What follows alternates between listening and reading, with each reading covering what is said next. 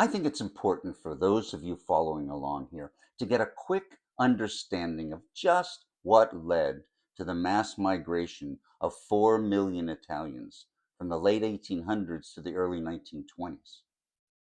Unification, which was the consolidation of individual states along that peninsula, began in earnest in 1815, and by 1871 it resulted in a single kingdom of Italy. The Mezzogiorno, the area south of Rome, suffered greatly as a result of these actions. They became quite poor and underdeveloped and remained largely agricultural compared to the modernization of the north.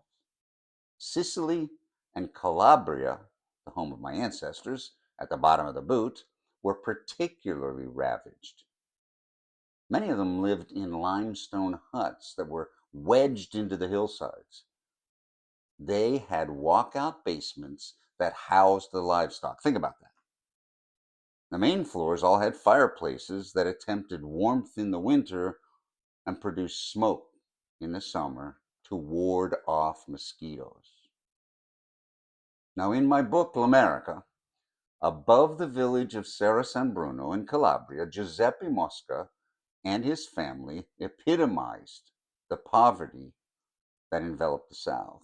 Now, here's a couple of little excerpts from the beginning of the book. August 1915, Giuseppe Mosca, guiding an unsteady wooden cart, struggled up the winding dirt road as he did at dusk every day. And though today's cargo was even lighter than usual, he fought the rocks and crevices that peppered the 200-meter rise from the plateau to his hut on the ridge. His cargo consisted of a few prickly pears, a basket of olives, some chestnuts, and one Diamante citron. One. Only a few years earlier, Giuseppe had been shipping hundreds and hundreds of kilos of them to Livorno to be candied by the large factories there. Not so today, with the foreign markets for grapes and citrus having all but dried up. See, Giuseppe was a tailor and a very talented one, but that was a luxury no one could afford in Calabria. Later it says, in time, the stitching had turned to piecework, then mending, then nothing. After all, the hunger that was rampant in Giuseppe's village and well beyond now defined the population.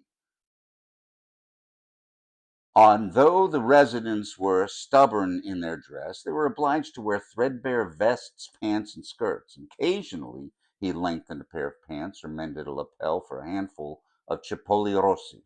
Mariana had a way of blending that red onion with potatoes and zucchini that made the meal taste like so much more than the sum of its meager parts.